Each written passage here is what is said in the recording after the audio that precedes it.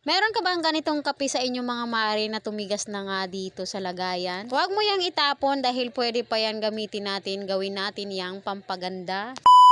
Meron ako ditong 3 pirasong kalamansi. 3 piraso nga lang yung kailangan natin dito mga mare para nga tayo makagawa dito ng mixture para dito sa ating pampaganda. Gumamit lang ako dyan ng salaan mga mare para nga masala itong mga buto nitong kalamansi. Pagkatapos dun nga sa nilagyan na kape na tumigas na mga mare, dun ko na mismo yan ipiniga. Bali itong kalamansi nga ang gagawin na nating panunaw dito sa ating tumigas na kape. Pagkatapos ay hahalo-haluin nga lang natin yung mga tumigas na kape dyan mga mare. Dito naman sa isang lagyanan mga mare, nag-prepare lang ako dyan ng Colgate. Tinansya ko rin ang dami ng Colgate na ilalagay ko dyan mga mare. Yung sakto lang dito sa panghalo nga natin sa mixture na ginawa natin. Noong makita ko nga na sakto na yung dami ng kape mga mare na natunaw, sakto na yan at tinanggal ko na nga yung buo tapos tama na yan para sa mixture na ating gagawin. Dito